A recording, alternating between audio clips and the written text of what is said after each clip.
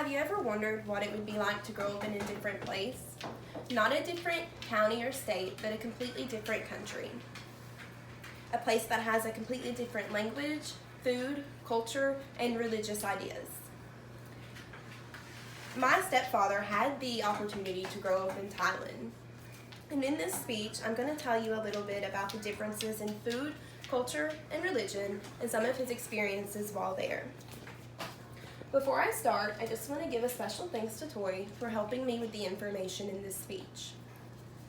So the first subject that I'm going to touch on is food. If you've ever been to a Thai restaurant, then you've got the basics of the food that's in Thailand. There's curry foods, there's 7 types, and the 3 most common are red, yellow, and green.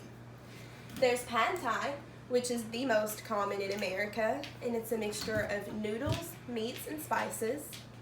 There's Thai fried rice and green papaya salad. While Toy was living over in Bangkok, he had a mixture of noodles, rice, stir-fry, and the most common meat used was chicken. But while he was living in the country, they had to eat what they had available to them. There were a lot of vendors that sold many different foods, and one of the craziest things he ever said he ate was a lizard on a stick. But he said they also offered things like a cricket on a stick and a frog on a stick. With these strange foods to us here in the U.S., that brings me to something else. I'm going to talk about their culture.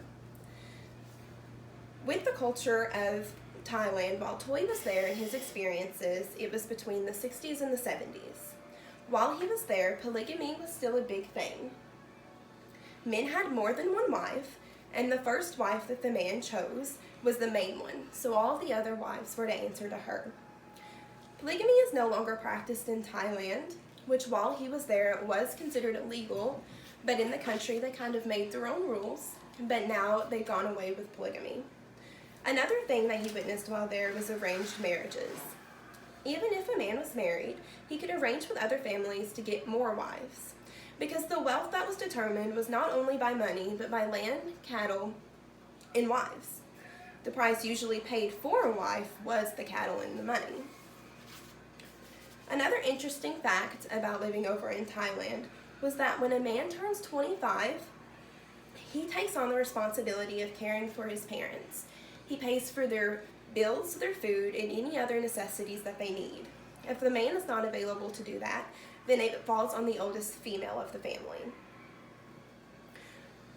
Another interesting thing about Thailand is their language. The majority of the country speak Thai, but they also speak Lao and Chinese. They're very common in the country as well. According to Forbes magazine, Bangkok is the most visited city in the world. The different tourist sites keep it going, as well as people wanting to try the many different food varieties that they have. The sites such as the religious temples is really what catches people's eye, and that's what's bringing me to my next subject, religion. The main religion in Thailand is Buddhism. The most prominent religion is Buddhism at 95% of the population. They have their Buddhist temples and stupas atop of all of the temples, and you have to remove your shoes before you enter. A thing that they do in Buddhism is they meditate, or they have self-reflection.